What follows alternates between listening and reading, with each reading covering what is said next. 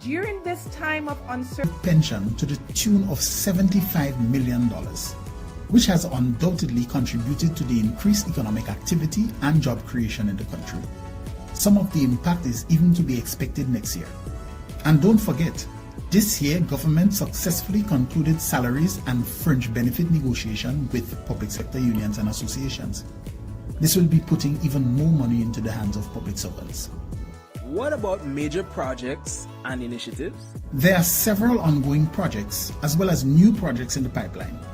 These include the Tourism Competitiveness Project, the Food Security Enhancement Project, the upgrading of health centers, the Grenada Resilience Improvement Project, the Visible Transformation Project, just to name a few. But there isn't much more I can say at this stage. By the way, will you be partaking in the 2024 budget consultations? We will be rolling out the parish consultations starting on September 13th, so we will be coming to your area very soon. Of course, PS, we'll definitely be there. A message from the Ministry of Finance. I hope it was enlightening to you as to how we performed this first half of the year and moving forward to the next half and into 2024. So at this point, I'd like to invite Mr. Justin Hazard from the Budget Unit, which is the Chief Budget Officer, to give us an idea on the budgeting process that we normally go through every year in order to ensure that we have a budget. So I hand you over to Mr. Hazard.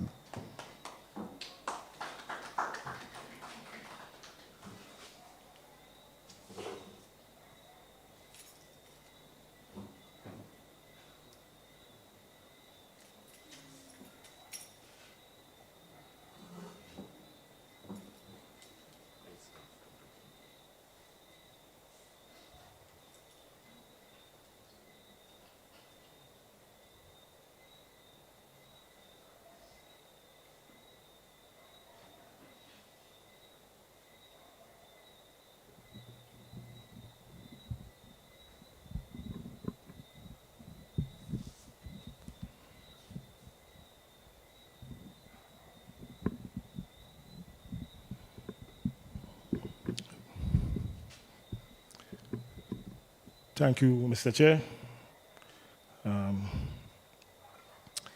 Thank you, Minister, for such detail and well put together presentation of your achievements and what you intend to achieve in your constituency. I want to thank you all for coming out. The constituency of the parish of St. John's. My role here tonight is to give you a condensed synopsis of the budget process. I'll make it as simple and put it in as much layman terms as possible, because no way I can give the whole budget process in 10 or 15 minutes, but I'll try to do that in that time and not bore you too much. So I'd like to welcome also the people who's viewing on the different social media platforms. Thank you for taking the time out to view this process. And feel free to make your recommendations and comment on the platform. We'll have people monitoring to take any questions or so, anything related to budget.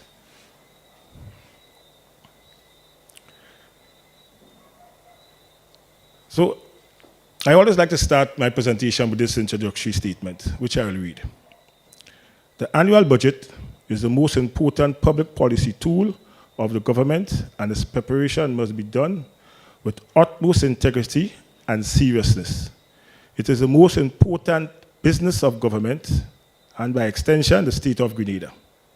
Therefore, the budget must be carefully formulated, which means that ministerial work programs must be clear, carefully developed, and well prioritized. Now, what that is say, that the budget process is a very serious one. From the budget process, you get the estimate of revenue and expenditure. And I always say that is the most important public document any government could put out to the public. There is no other public document which describes what government is going to do in any financial year than the estimate of revenue and expenditure. The formulation, the approval, the presentation, implementation of the budget The Appropriation Act and supplementary, therefore, shall be based on the principle of sustainability, prudence, stability, transparency, and consistency. And that is shown here, and this is why the budget and the estimate of revenue of expenditure is a public document. It's also produced with a lot of prudence. Government take the time in allocating the resources where they see it fit to benefit the people.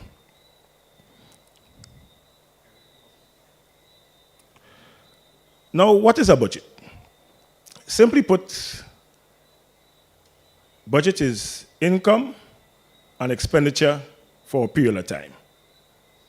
Most of us do a budget for a month. We get our income, our salary, and we have our bills to pay. We pay our bills. We do some for entertainment, some for saving. But in a broader context, within government, a budget is a statement of allocation of financial resources which government will use to provide assistance and service to improve the social and economic well-being of its people. So anything that a government do in its budget must be for the betterment of the citizen of that country. Budgeting is a reconciliation process whereby people, the ministers, members of the legislative, public servants, civil society, organizations, and other stakeholders engage in debate and various views and arrive at allocation of resources. And that is what we're doing here. We come to you to debate and get your views to make the necessary allocation in the budget. A budget also is a process which governs the behavior of public officers in actually monitoring what public officers do. And you might ask, well, how could a budget do that? Now, in the budget, in the estimate of revenue and expenditure, there are what we call performance indicators. And in these performance indicators will explain or show what was achieved, for example, in 2023, what that ministry or intend to achieve in 2024, and some key priorities, areas which you want to do. So the budget also monitor that. When you go to the documents, you can look and see how the performance information and see how a particular ministry is performing and what they intend to do. The budget show government projection of revenue and expenditure, which I say already, you must have income, you must have expenditure, and it's for a particular period. What a budget also ought to have is a source of fund. We must know where the money is coming from. Each item in the budget have a source of fund. You have to know where the money coming from. The road, the hospital, we have to know where the money comes from. Now, the true preparation of the budget starts with the policy unit. That's a unit within the Ministry of Finance. They will do the metrics in terms of tax and duties, which give us our income, our revenue, and give a projection on what we will collect for that particular financially. Now, they will do that for the first 6 months of the year. So they already done their projections in terms of the budget framework paper and the Ministry of Finance fiscal media review, the MTFF. Now, these documents will show what government intend to collect and what they intend to spend for the rest of the year and what they intend to budget for the 2024 budget preparation. Now, once that is done, and we get these metrics of these figures, the Ministry of Finance will issue what you call a budget call circular. The budget call circular basically gives instruction on what is expected of line ministries in terms of a ceiling and in terms of preparation for the draft budget and in submission to the Ministry of Finance. Now, everything is done in accordance with law and everything is in accordance with time. As you well know, I don't think any of you all ever see a budget read in January or February. The budget always read between November and December. And there's a reason for that, so the government can start to spend in the new year.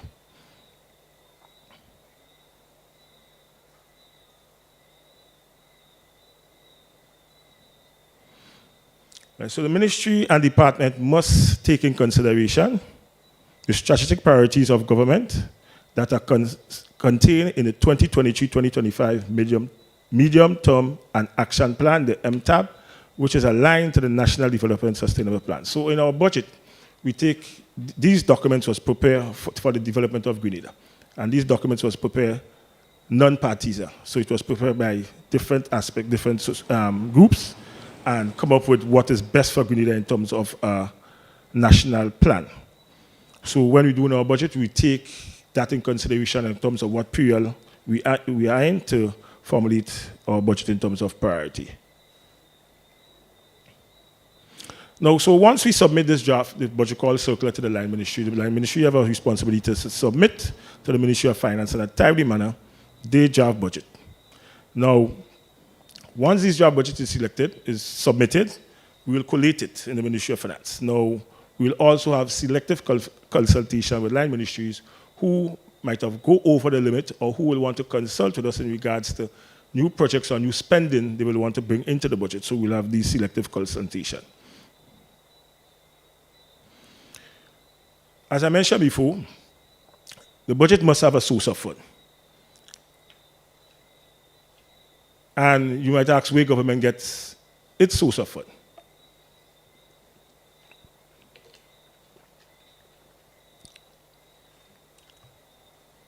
So government have basically 5 areas of getting the revenue.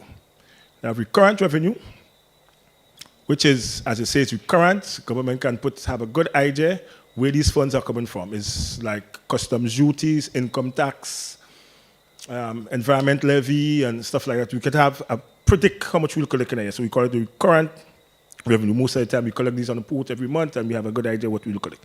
They also get the funding from grants.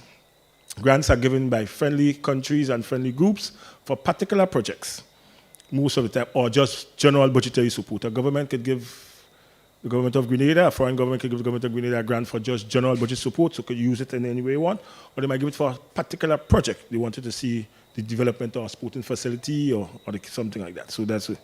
Now, we also do loans. Government tend to do loans on very soft terms. We're not going for high interest loans.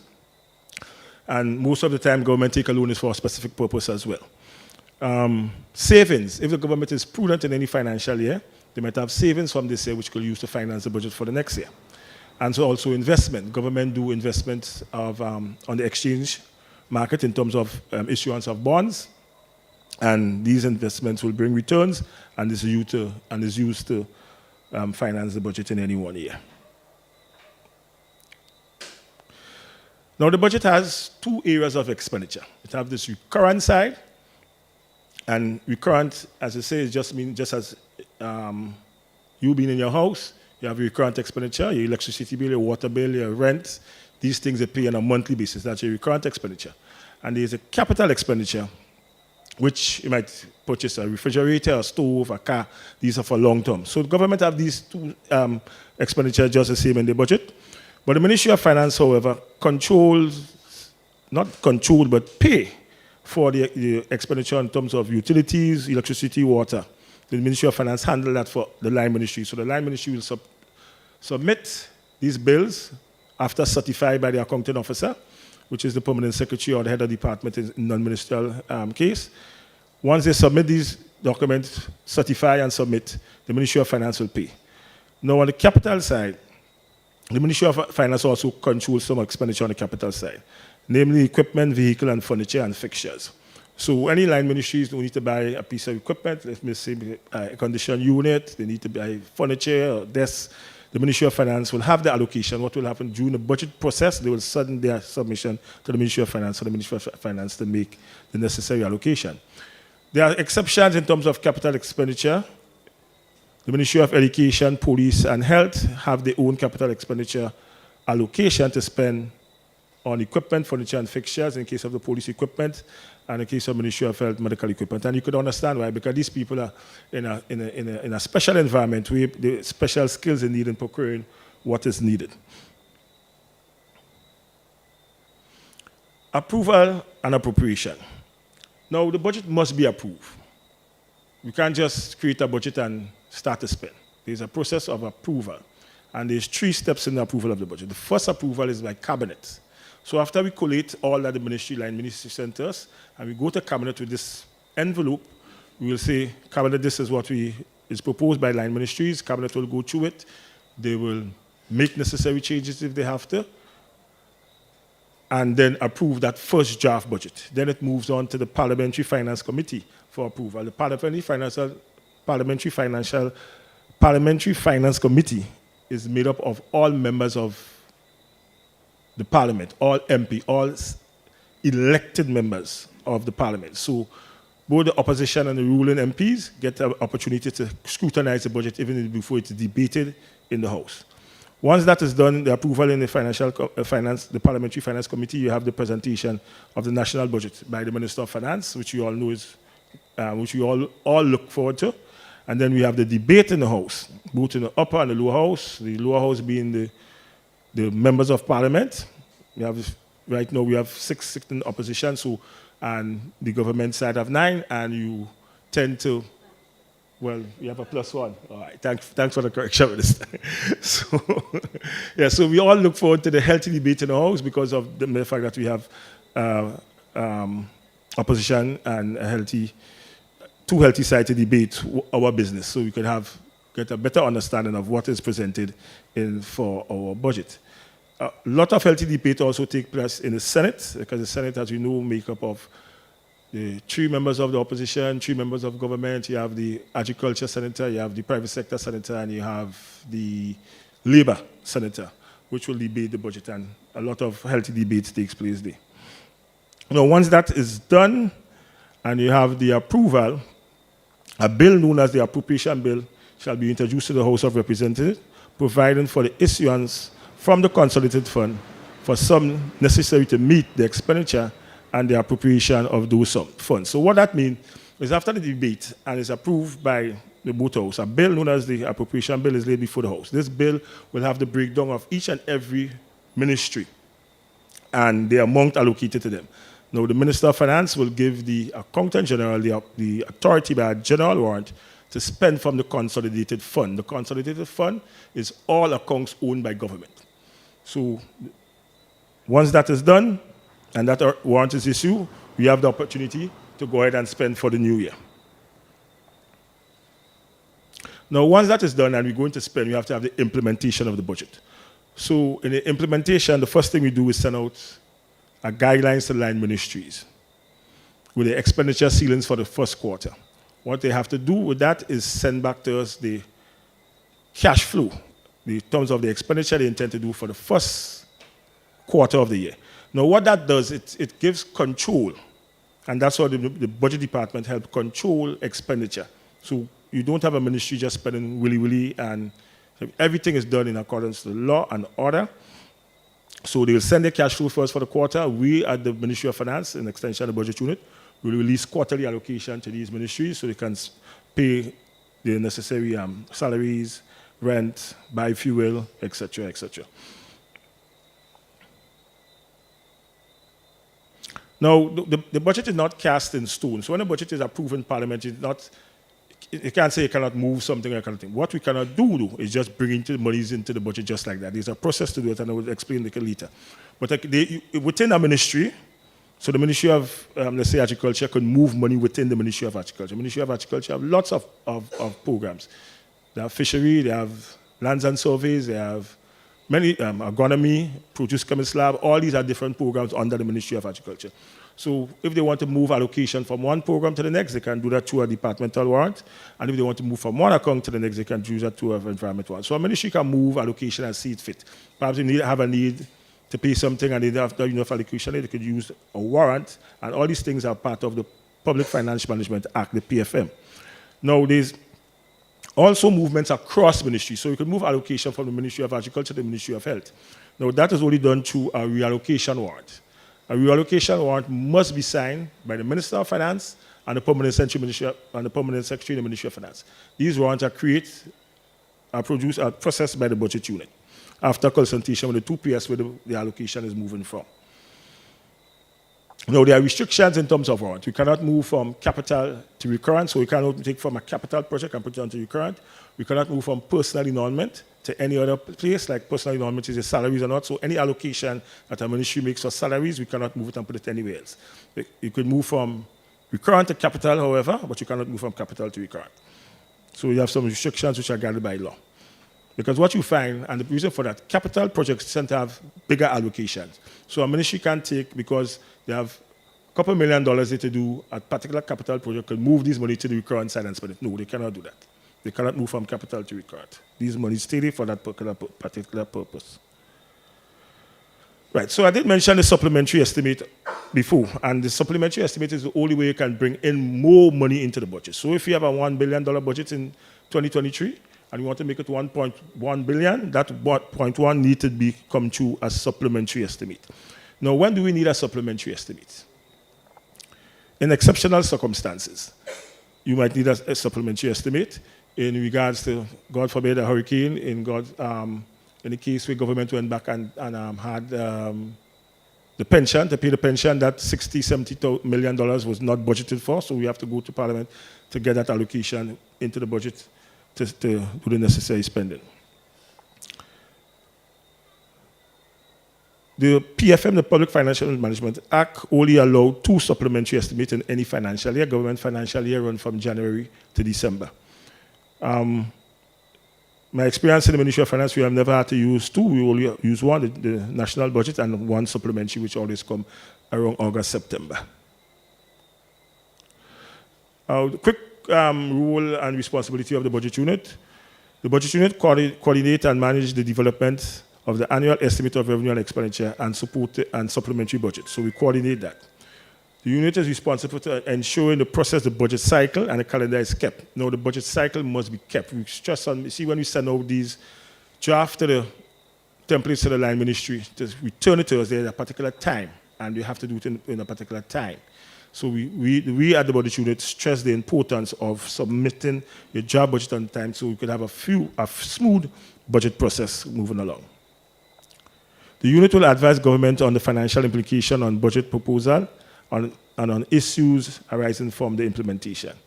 On approval by Parliament, the budget unit monitor, implement, and execute the budget. This is just a brief summary of what took place, what I just said. So the first step basically is the microeconomic and fiscal focus, which is done by the policy unit. Once that is done, basically we have the midterm economic and the fiscal strategy put in place, the preparation and submission of the budget call circular, which I speak about, the submission of the budget estimate draft budget, consultation with the line ministries in regards to the budget submission, public sector consultation, which we have in now, presentation to Cabinet and the Finance Committee for approval. And once that budget debate, the issuance of the General Authority to Spend, the budget execution, and budget monitoring and reporting. In conclusion, I always like to end with this statement. The preparation, implementation, and of the national budget is guided by laws such as the Fiscal Responsibility Act and the Public Procurement and Disposal of Public Property Act. So all that we do in the budget is guided by law. We have the budget supposed to is taking place. So that's it for my presentation, and I'll hand it back to the chair, and then he will give us some instruction where we'll move forward from there. So thank you. Online with regards to community centers. So that could be looked at later on. So do we have anyone in the audience who would like to make a comment or give suggestions for the budget for 2024? Okay, so please state your name, be short and clear, and we could respond, right? Good evening.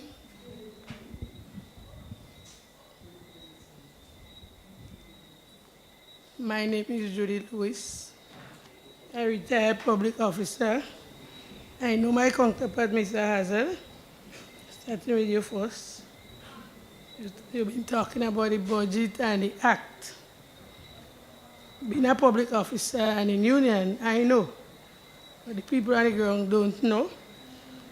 I think the unit should have maybe some session like this or on radio so you can enlighten persons what is expected. Don't wait when the budget is ready to really come having consultation when I know most of what we say here would not get into the budget.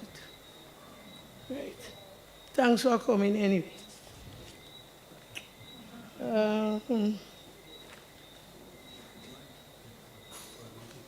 Minister, thank you for your well put together, what did you say? presentation and informing us of your work, although I heard some last week. What is your intention for the use of the old fish market, Milans, and also the old pavilion at Cuthbert Peters Park? I've spoken to you on many occasions what I think can be done. We Guave really need a community center. I think we can break down what we have, make one. You can have all that you have in it, what you want to put in it, computer training. We have the park right there. I know persons who have a lot of soft skills. The young people can go down there, they could learn something. The vegetable market. I don't know if you could put a top floor where you can accommodate the vendors. Last week there was a consultation with the police in the Anglican Pastoral Center, and I brought up this side. Guave is too congested. Everybody sells. They block the side of the road, you can't pass. Vehicles coming here to go down in the road. I know a man who sells sauce on Saturday morning around the corner. And like afternoon, he goes right in front of the market and he sells barbecue. Why can't the sauce and the barbecue sell one place? I think we need to move all the vendors into the market and clear up the street. I also spoke about the vehicles or the taxi men. I'm glad you brought it up too. We have about 15 or 20 taxi men. And they park all over the place, especially when you're coming in the intersection with St. Peter's and St. Dominic Street. Even the buses, they park right in the center, they load, they unload, and they take their own good time you have to wait. There is nothing about 30 feet around a corner. And I'm sure you observe that because you're living by. I think we need to clean up there, and it was a good suggestion. I spoke to you about that. The old road office building, it can be renovated, and we put the two that is done by Mr. Frederick House and the one on top there. These three offices could go there, also the road office, because I understand the road office is in the park.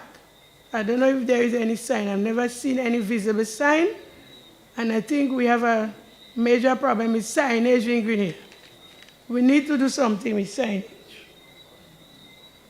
I think we need a bus stop or a bus shed.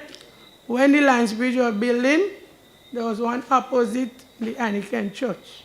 I think we could put back one there so the people waiting for the bus to go up out of Florida can go there. Anyway, I stop for now. Thank you. Okay. So just to summarize some of the things that you've said. One, with the issue of the community center, we're getting options, Minister, in terms of where it can be. The option of the old or the vegetable market as well as the Cuthbert Peters Park being considered as well. And we look at the whole issue of traffic and not just for cars and vehicles but for pedestrian. Then we have the issue of the budget process being, should I say, sensitized more to the public. So, Minister, you'll go first, and Mr. Hazard will go afterward. Right, so thank you. Thank you for the suggestions, Ms. Lewis. I will start off by saying I don't want you to encourage people to believing that having the consultations now would hinder any projects or plans are being achieved in 2024. So that's incorrect by you. Yes, as with any other public consultation or so, there is room for how do we get persons to be abreast, how do we get persons to understand the process of our democracy and how government work. But the onus is on our constituents as well to find means of educating themselves and taking the time out to learning and understanding that too.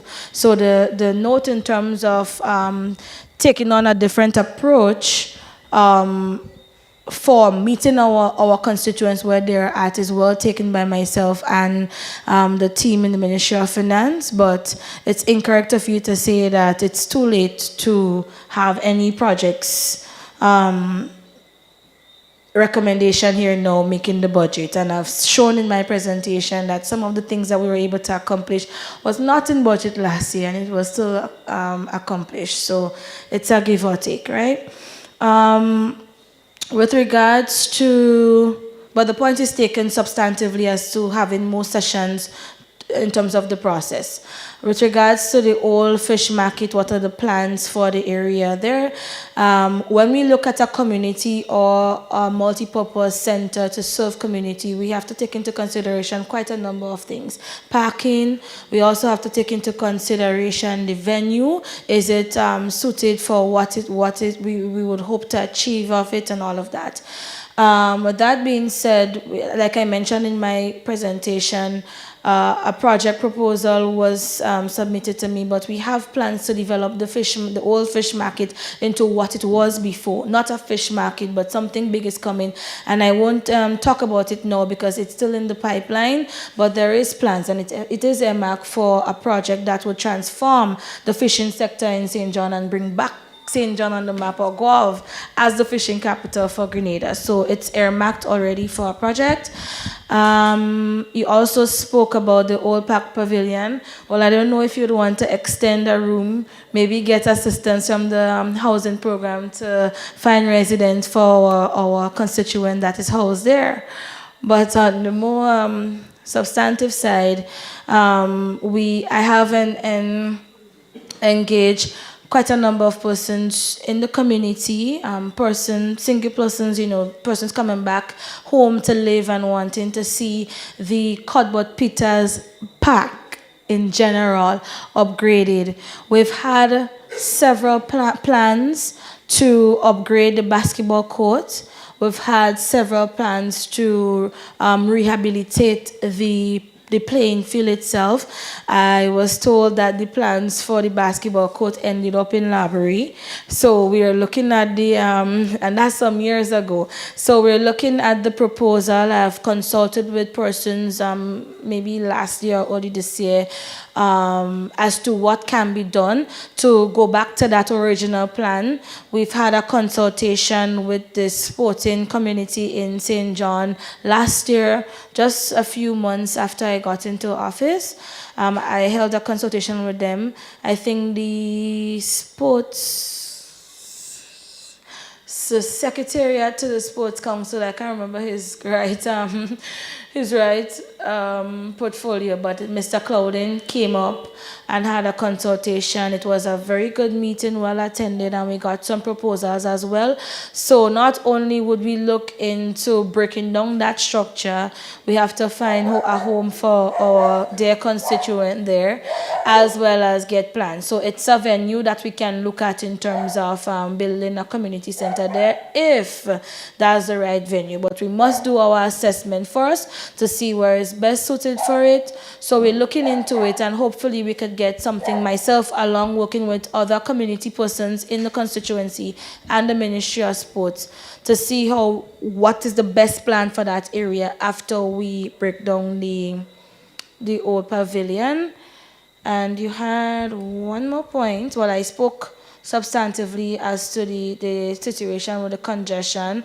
You also spoke about the top part of the vendors market, and the roadside vending is not a problem that is unique to Guelph. It's a situation that is everywhere. Persons are trying to make an honest dollar, really, and sometimes there's not enough space in the market space, or they feel as though if they're on the streets, they get to sell their products faster than being inside. So it's a matter of consulting with them. I can say here and tell you, yes, I'm going to encourage Ministry of Finance to put in the budget that we go put them upstairs, but we have to talk to them to see what's the best strategy, and to see if maybe we could, make them sell their produce, give better facilities for them in their respective other communities other than Guelph.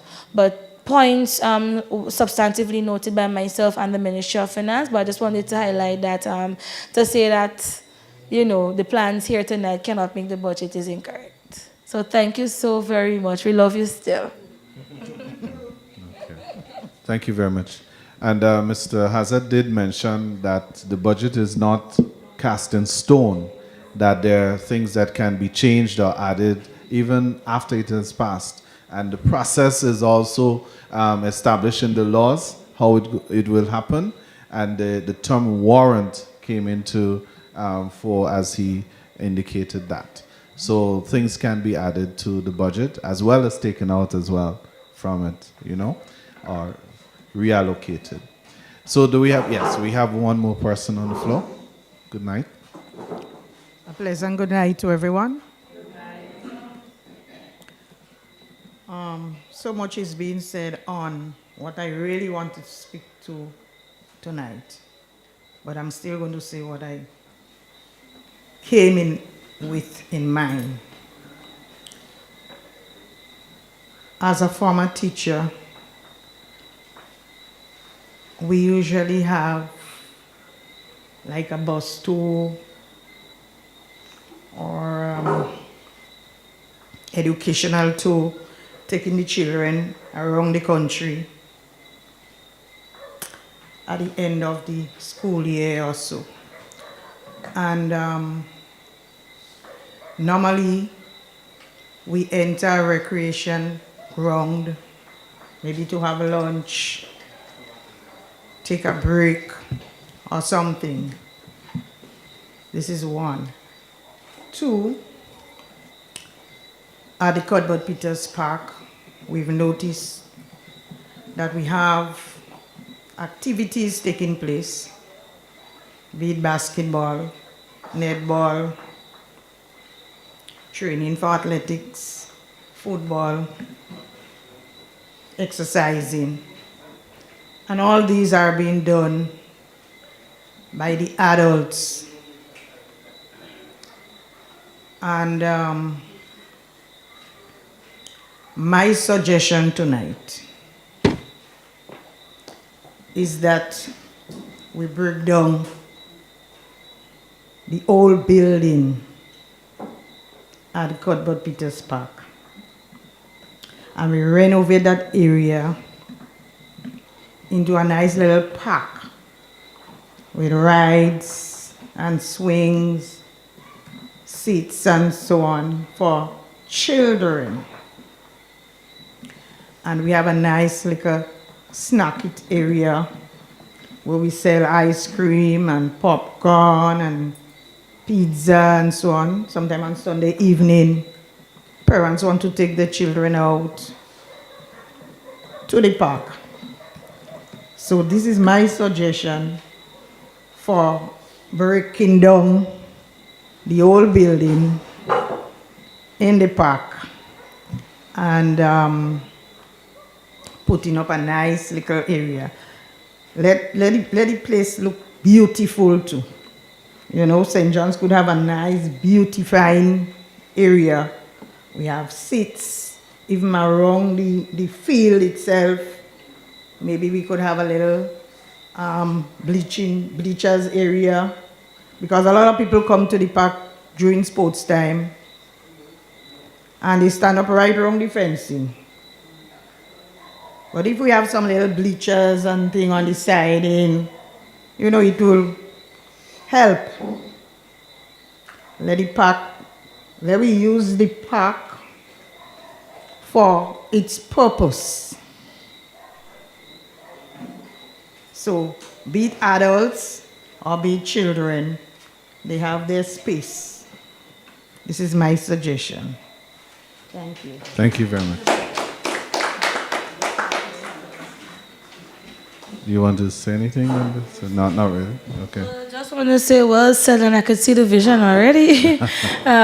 So what I would back to do, of course, I like to consult with the constituents as best as I can. So I am noting all of the points taken. I'm going to go back to my small team to see how best we could come up with some ideas and to see, you know, just to fill out the residents as to what they would like to see.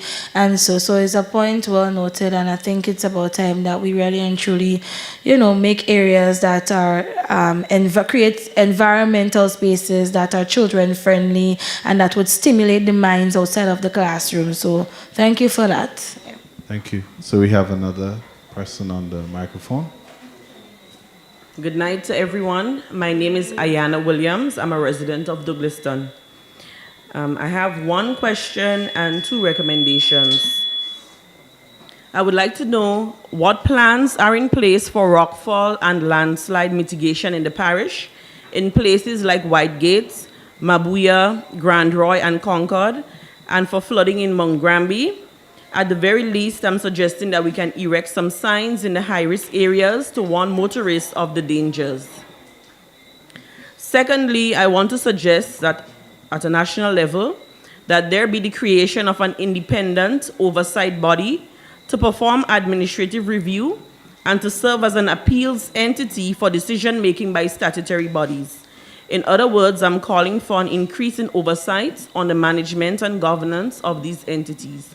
So similar to how you have the Public Service Commission that regulates the different aspects of the public service, I'm also asking for the creation of a body that can have oversight on all of the different statutory organizations.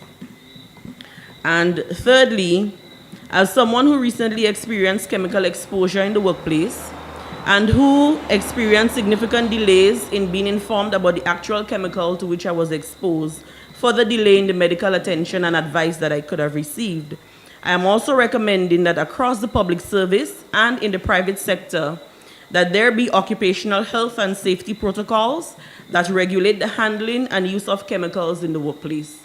Far too often you have persons at different job sites just either they're using spray paint without giving notice that chemicals are being put into the air, or you have cleaners, for example, mixing bleach and other detergents and so on, and not realizing that they are creating additional chemicals and they don't know the impact on themselves and the impact on other persons who are sensitive to the different chemicals being used. So I'm just advocating based on the experience that I had very recently for this type of safeguards and safety protocols and so on to be put in place in the workplace, be it in the private sector or in the public service. Thank you. Thank you very much. I think very good points raised. One having to do with the issue of rock falls along the west. What can we do to address those? And the idea of simply just putting up some signs to warn motorists, the suggestion, and two, the regulatory body for statutory bodies. I think that's another powerful recommendation. And the issue of chemical exposure in the workplace and how we deal with it. One, protect it from happening, prevent it, as well as when it do happen, how do we address it? So, Minister, you... So thank you for the, you said one question and two recommendations, but thank you for the recommendations. You asked about, I'm going to just give some oversight on updates rather on the rockfall and the landslides. When you said that there is flooding in Mongrambi, which part exactly?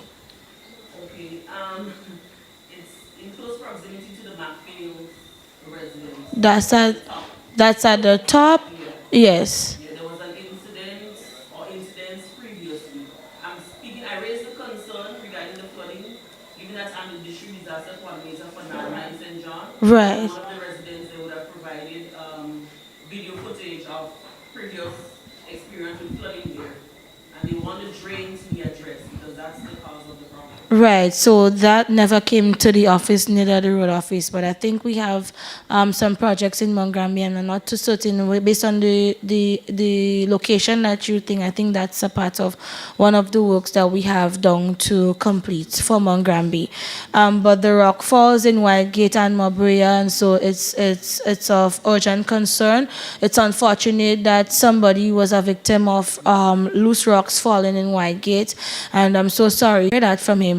What we have discussed among myself and my field research assistant, along with the road officer, is to get those, those green, what do you call the thing?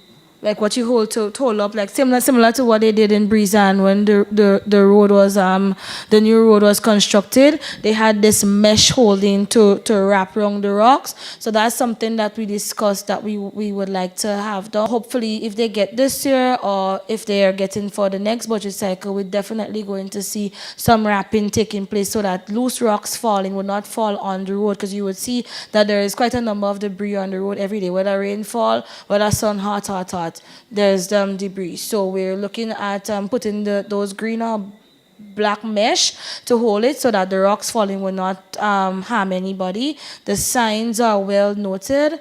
And Mabuya, there is a big plan for Mabuya. We are going to rehabilitate that entire road, not only for vehicular traffic, but something is in store for our pedestrians as well. You would realize that it's a route that a lot of persons who walk on morning, who run on morning take. So we're looking to design something big and massive for them. So it's going to form part of the budget 2024. So just stay tuned for the next town hall. Hopefully we have one before the ending of the year so that persons could give their feedback as to the rendering of that project for the rehabilitation of Mabwe. Yes, I think I covered all of the points. The statutory oversight body for statutory bodies, committee for statutory bodies is well noted, and I think it's a good recommendation. And health and safety for persons in the workplace with regards to exposure to harmful chemicals is well noted as well, because I suffer with asthma and allergies. Almost anything flares up, so I feel your pain, and it's something that I will take back to my ministerial colleagues. Yes, so thank you. Thank you. Just before Justin speaks, with regards to the health and safety in the workplace, I think there is a policy right now in the Ministry of Labor that is being consulted on to address some of those issues relating to occupational health and safety and so forth. Yeah, I just want to address a little bit on the statutory bodies and monitoring. State-owned enterprise and statutory bodies and SOEs and SBs, they are monitored financially. I know they have a responsibility, but which is stated in the PFM, because there are laws governing them as well, and in terms of handing out the financials to the Ministry of Finance in extension the policy unit at a certain time. But I get the impression that you're alluding to more HR, because you talk administrative. Yeah, because you mentioned PSC. And so I think you want a governing body to look over the administrative and HR issues which are faced within these state-owned enterprise. All right, so I think that's a very good suggestion. I will take note of that. Thanks. Thank you. Okay, we have another person. Blessed good night to everyone here. I must am pleased to see we are able to bring such a activity, such a forum in St. John's for the upcoming budget. But one thing I would like to be said in that budget is, and everybody see me knows that I have a passion for the elderly, right? And I would like to see something happen or say or implement for the elderly. I will say the month of October is soon here.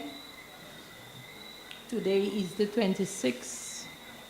The 28th is my birthday. And I always have that great passion for the elderly. And we are now we are going into another month, which is October, the month of the elderly. I have been working with the elderlies, and I'm not talking about my nursing fraternity, because every time I think about where I am as a nurse, I have limited space to work because of my rank. But I am talking about somebody who has a degree in social work and who has a great passion for the elderly, right? So I've been working with the elderly for a couple of years now. And I am not seeing that the elderly is getting that great attention. And sometimes my heart burns for them. Because why? I too am getting old. And I don't know what is coming up for me. Because I always say persons within 1966 and beyond, at back, would have that great passion for their job. But persons within past, let me say, let me look at 2000. I don't know how, I don't know what, and I don't know what they are thinking, especially with the aged persons. Many a times I have sessions and the same thing will come up again. They are not seeing persons having that love for the elderly. Miss Augustine just spoke there concerning the children. And as she spoke, the elderly sparks in, and I said I have to get up.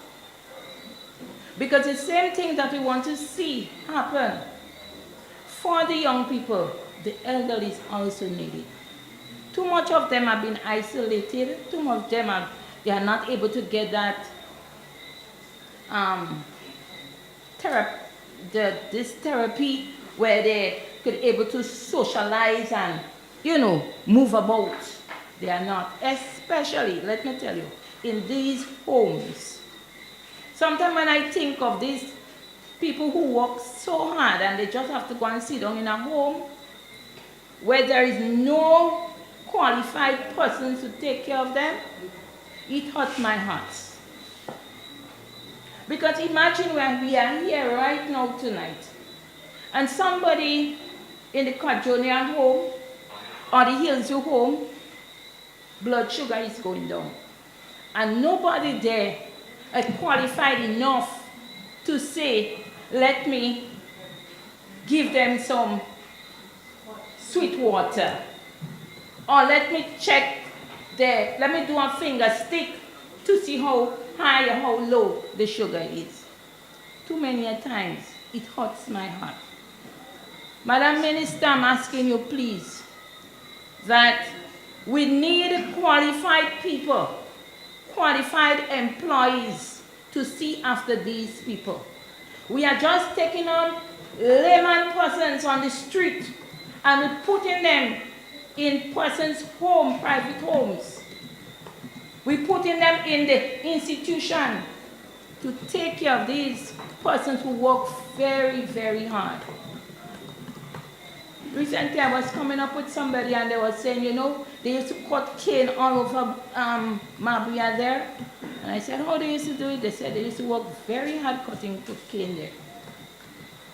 And imagine they used to work so hard and they are getting this poor treatment in the last straw of life. I'm kindly asking you, Madam Minister, please, let us see that persons are properly registered, that are going to take care of these elderly folks. Let us see that they are qualified to take care of these elderly folks. And let us see that they have a passion for the work they are doing for these elderly folks. I thank you. Thank you very much. Okay. So your concern has been noted, and together with the desk of the elderly in the Ministry of Social Development, we'll continue to address this. So we have another speaker. Good evening, everybody. I think this is a good time we spoke about the young people, we spoke about the elderly.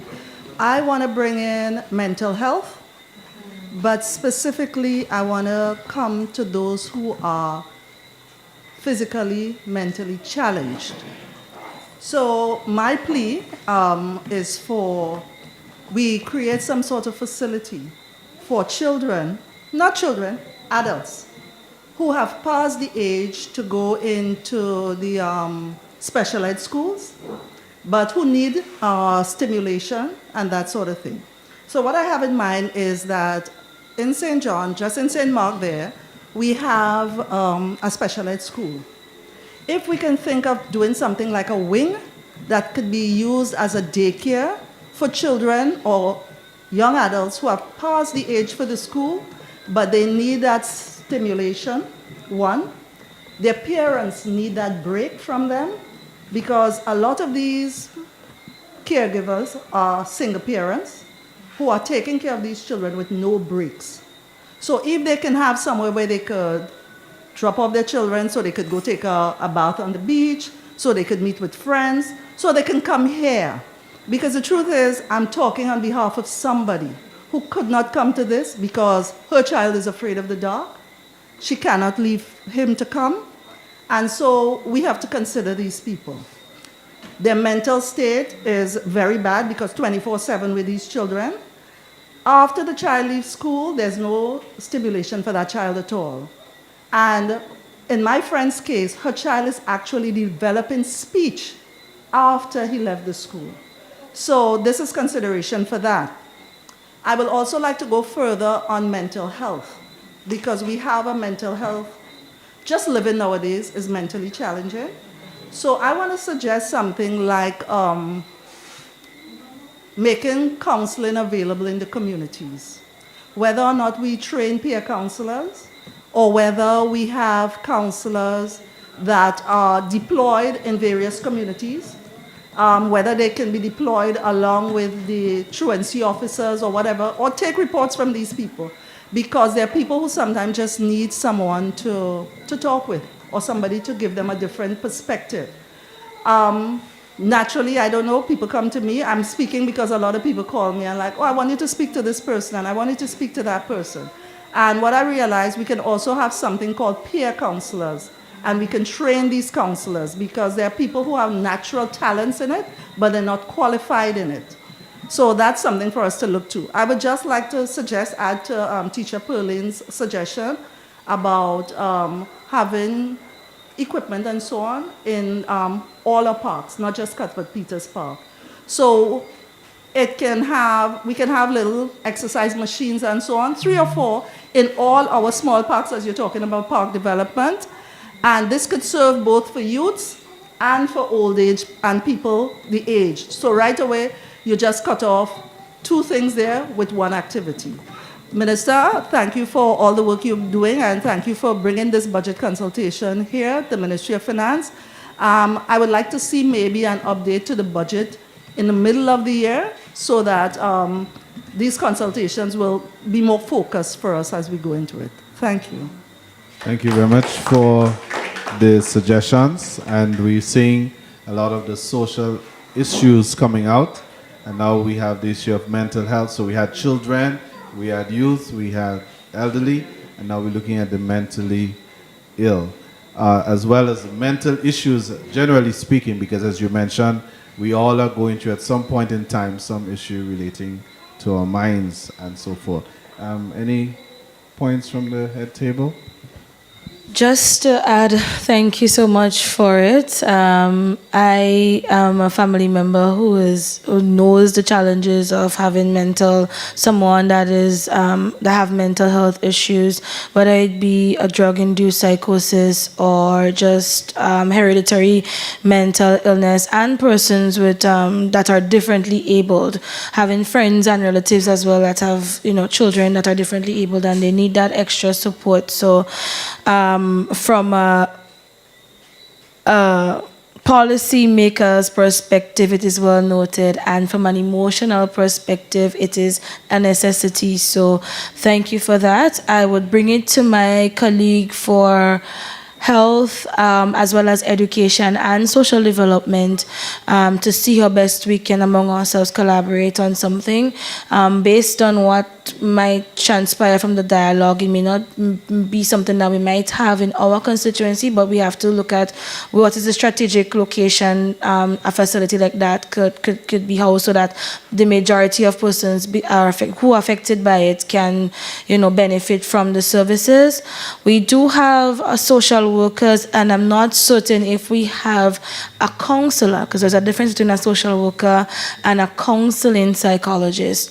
But the services are available in the form of a social worker or social workers within the sub office of the Social Development Office on St. Peter's Street. They're there twice every week. So persons, pardon? Not enough.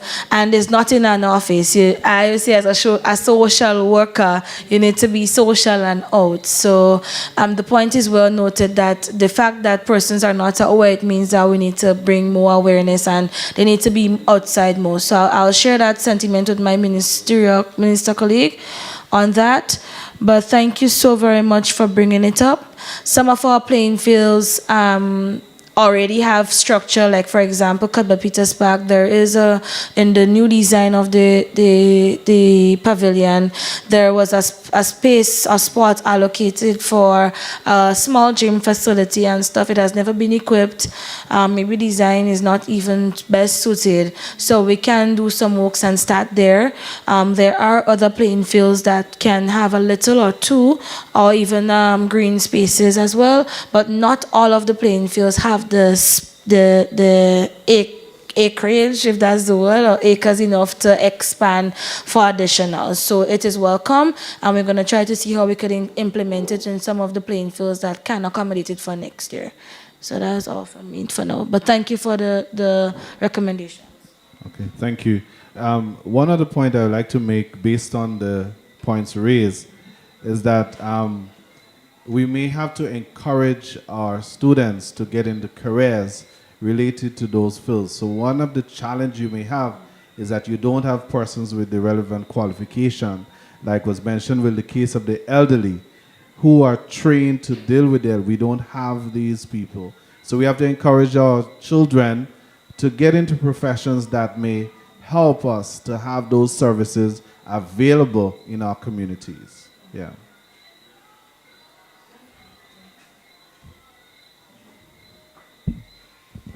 Mr. Hazard, are there any new taxes? Yes, one specifically for you, Auntie Judy. NTRC. Oh. Government have a part in that, right? And they are supposed to look after flow and digital and all these people. Yes. But I think that the service is very terrible and they're killing us. Because we pay tax and cable, house phone, cell phone, and I don't think we get what we pay for. You buy a SIM card, you use it maybe for 5-6 months. Next thing, somebody call it, they say, a next person have that now. When I pay for my SIM card, it's up to me to use it. And I understand that government subsidizes digital and flow. So when this thing happens, who's suffering? NTRC is not being seen and heard of. Only when I hear maybe when Mr. W come out and say not to take this fake thing. NTRC not looking after us. If I have a SIM, I feel I could keep it until I'm ready, if I want to change it. So I think y'all should look into that because they're robbing your money. Thank you. Yeah, thank you, Sister Judy. In regards to new taxes, and this is what the consultation is about, because if in our presentation, the video presentation, we would have heard that in the interim, there's no suggestion for new taxes. No, but we come to you because you might have an idea for a new tax. Last night in St. Andrews, two brothers give example of ways government could create revenue. One is installing camera to catch people speeding, and you can charge them. Now we do two things. They deter people from speeding, which will lessen an accident, and also we can collect some revenue if we catch them speeding. Another brother suggested a tax on alcohol in regards, I think it's 25 cents per bottle, and he called the different ounces in regards to, and that tax will go straight to the creative economy in terms of culture, because he mentioned the price money we give for Soca Monarch, the price money we give for the Calypso King, the subvention all the mask bands and things get.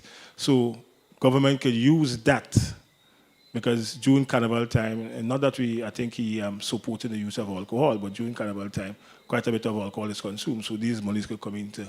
So these are the suggestions we come from. Not that I didn't say we'll implement it, but these are some of the suggestions we'd like to hear from you in terms of where government, because to run the country, the only thing government collects is tax. We have no natural other resources, it's taxation. So if you have a creative idea, where government can make some revenue, we welcome that. All right? Thanks. Sister Judith, we quite honest, I cannot speak to it.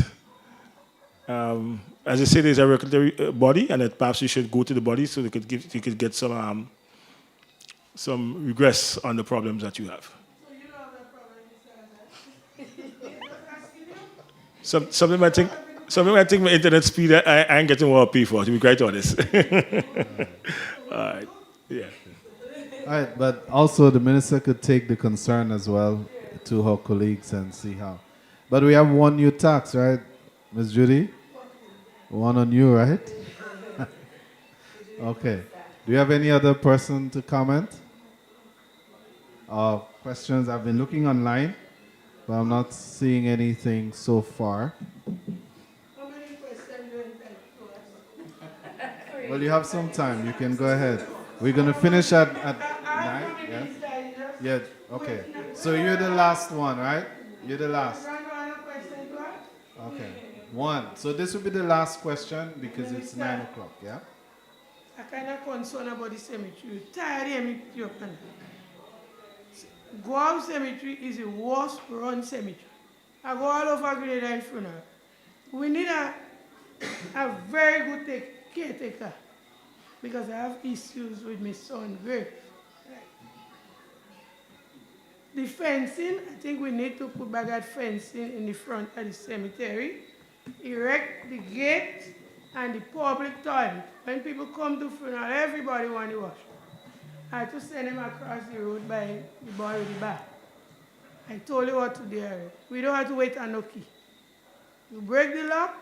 I know the plumbing is bad because when it was last in operation, the water was running.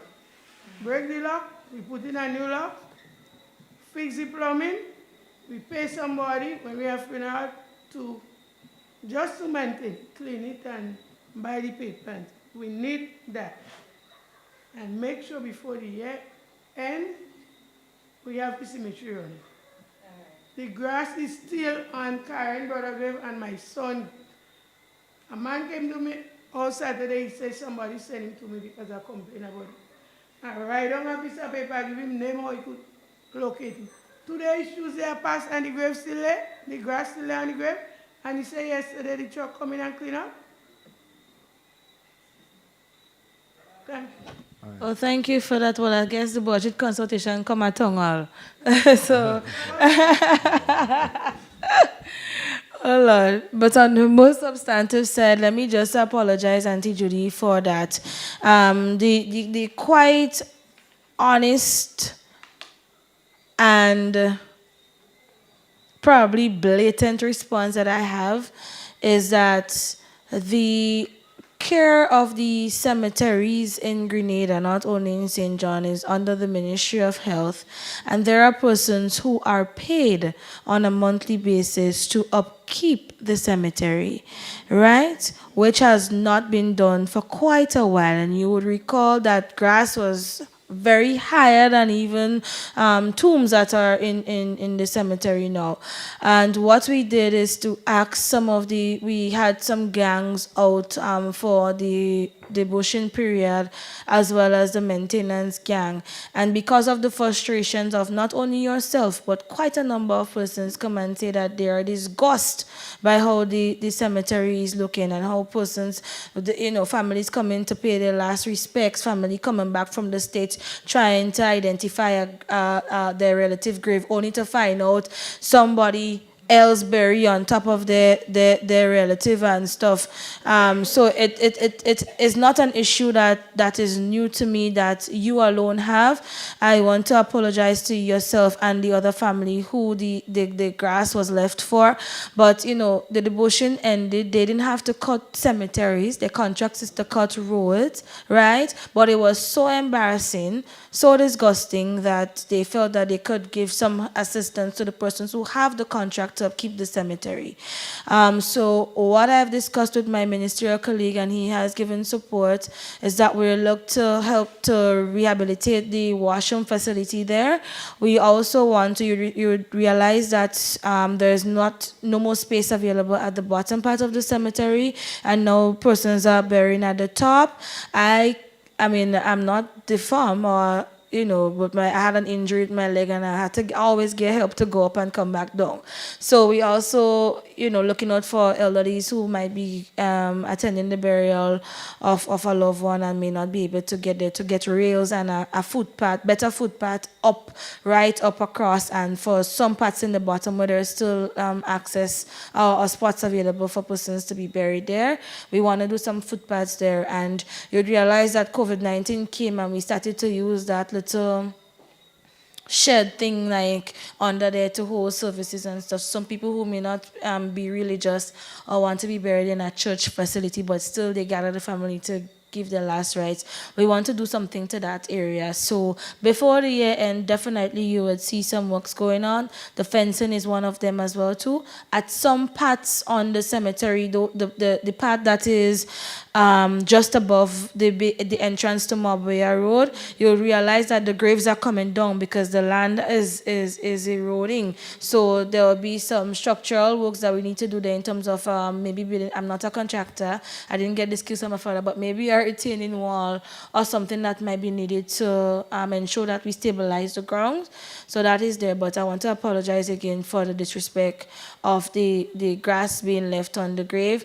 I would see to it, and you have my word on it for the very last time, I would see to it that tomorrow these grass are removed there.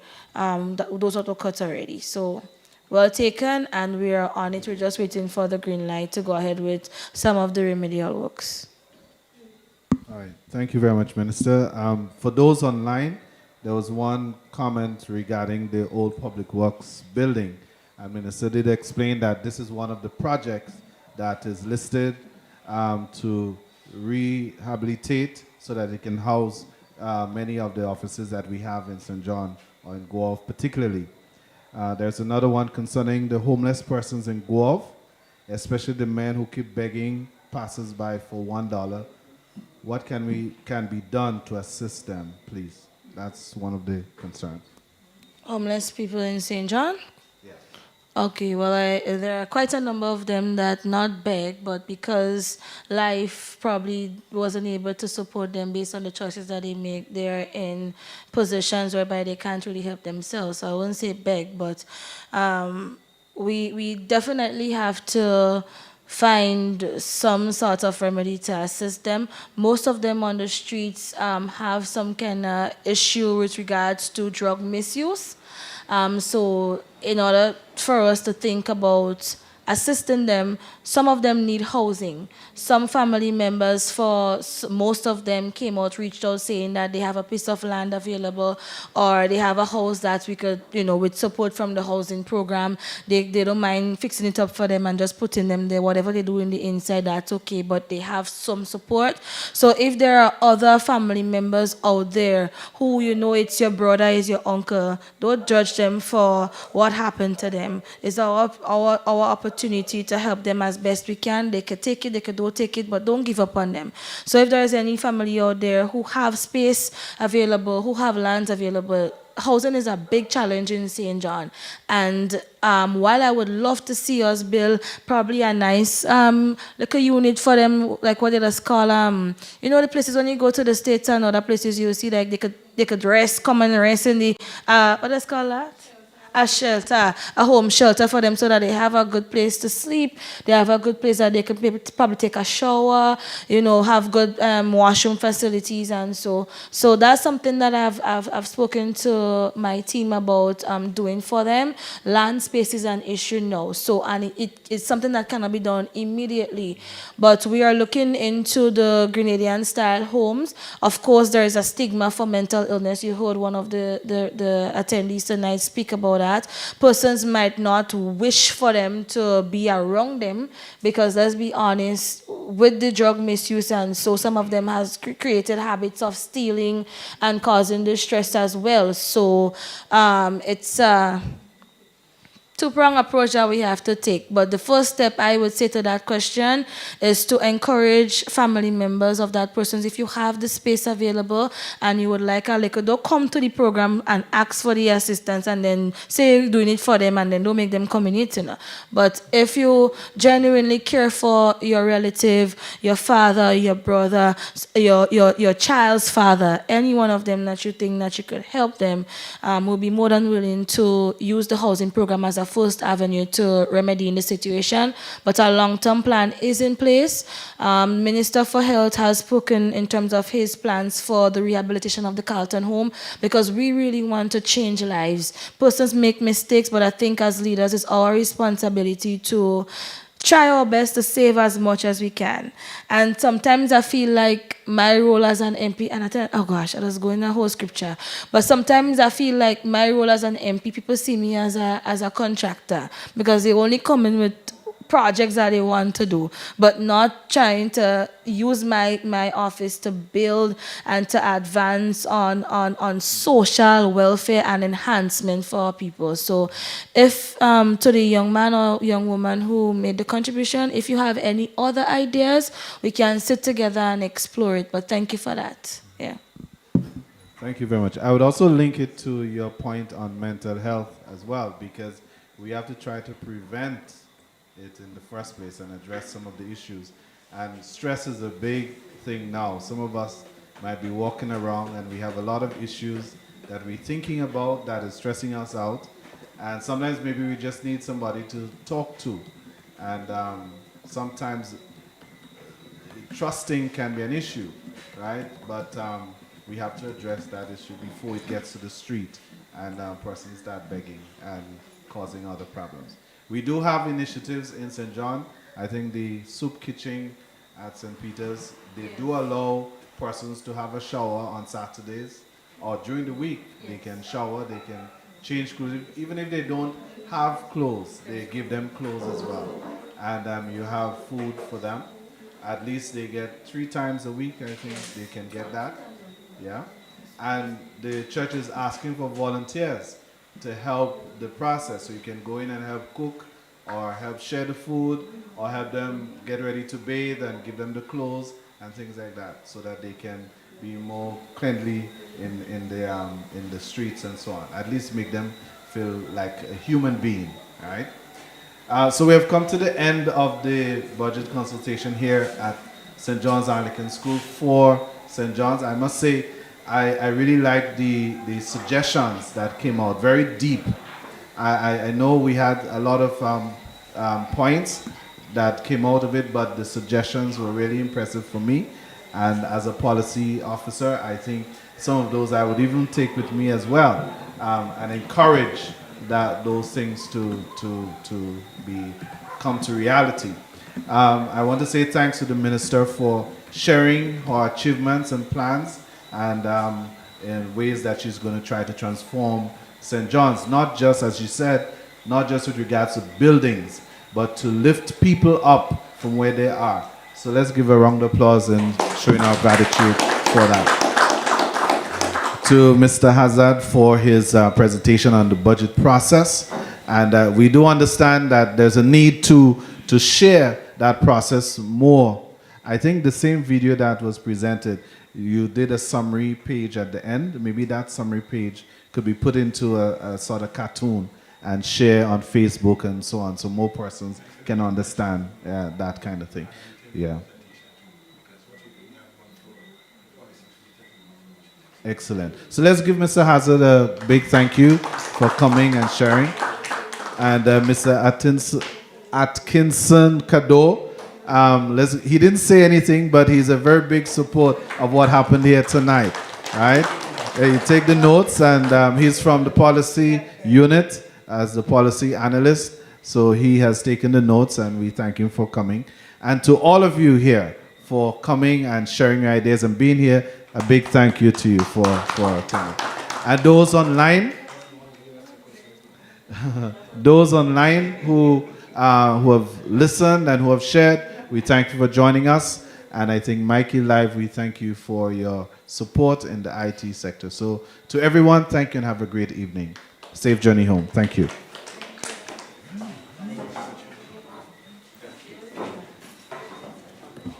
Hey, Jonathan, is that the permanent secretary of the Ministry of Finance? I wonder what they've got in store for us for next year's national budget. Come on, let's go find out. Hi, Mr. PS. How are you? I know we're in September now, which means budget time is just around the corner. Tell me, what can we expect to hear in the 2024 budget? Yeah, I really hope government is coming good for next year's budget. I must say how super excited I am by your interest in this important aspect in our nation's governance. As you know, the budget is more than just a set of numbers. It involves deciding how much money goes into the various sectors, such as education, skills and training, healthcare, tourism, agriculture, housing, social services, etc. Because we have to meet the needs and priorities of our nation. This is referred to as the allocation of resources. The question, therefore, is what areas do you believe the 2024 budget should focus on? I think the government should prioritize education and skills training for sure. Healthcare and job creation should be top priorities too. I think more can and should be done in those areas. Well, it seems as though the two of you have been secretly advising the government. Only recently, the Cabinet approved several strategic areas of focus for the upcoming budget. These include education and skills development, health and wellness, economic growth and job creation, agriculture, food security, and the marine industry, just to name a few. Sounds good. But how is government going to finance all these various sectors? I hope they're not going to introduce additional taxes. Public finances are expected to remain solid next year. I don't foresee any new taxes, but I do not want to speak out of turn. We will just have to wait and see what is presented later this year by the Minister for Finance. Okay, PS, but we do hope you will put in a good word for us. We really can't afford to pay for new taxes right now. That's a good point. Things are still a bit tough, even if the economy is recovering nicely. Yes, the economy is recovering nicely. In 2022, we had strong growth of 7.4%, and based on our preliminary projections, 2023 is shaping up to be another year of robust growth. We estimate that the economy will grow by 6.5% in 2023. The construction, tourism, wholesale and retail trade sectors are the main drivers for this growth. Government revenues are also doing very well. Collections from tax revenues have grown by 21.7%. Next year is shaping up nicely too. The outlook is favorable for continued economic expansion and the strengthening of public finances. From all accounts, the economy is being managed well, despite the risks. These include an uncertain global economic environment. Yes, earlier on this year, I heard the IMF say something to that effect. But PS, what about national debt? During this time of uncertainty, Government really can't afford to be taking on too much debt. You're correct. It is important to manage debt because too much debt can lead to financial problems. Government has been managing its debt and that is expected to continue. As it stands, all new debts are assessed within the context of the approved debt strategy. This strategy emphasizes concessional borrowing. All right, PS. Although that sounds nice, what are we doing about the price of things in Grenada? It is extremely difficult for persons to save money because all of it is being spent on groceries. The cost of things in Grenada are so high. What is the government doing to fix that? Everyone has asked that question. The high cost of living continues to be a major challenge for governments all over. That said, some prices have come down, and the expectation is that inflation will ease even further next year.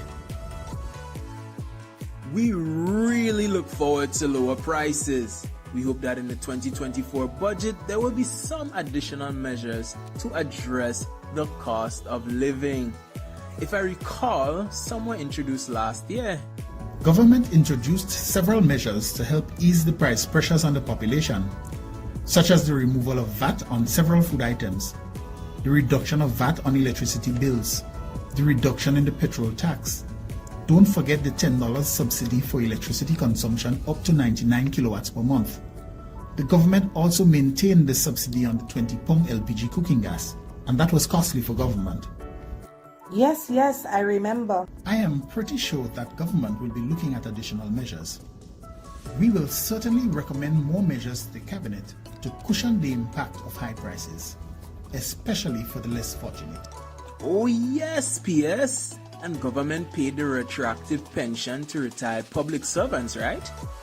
Also heard some talk about salary increases. Government paid retroactive pension to the tune of $75 million, which has undoubtedly contributed to the increased economic activity and job creation in the country. Some of the impact is even to be expected next year. And don't forget, this year government successfully concluded salaries and fringe benefit negotiation with public sector unions and associations. This will be putting even more money into the hands of public servants. What about major projects and initiatives? There are several ongoing projects as well as new projects in the pipeline. These include the Tourism Competitiveness Project, the Food Security Enhancement Project, the upgrading of health centers, the Grenada Resilience Improvement Project, the Visible Transformation Project, just to name a few. But there isn't much more I can say at this stage. By the way, will you be partaking in the 2024 budget consultations? We will be rolling out the parish consultations starting on September 13th, so we will be coming to your area very soon. Of course, PS, we'll definitely be there. A message from the Ministry of Finance.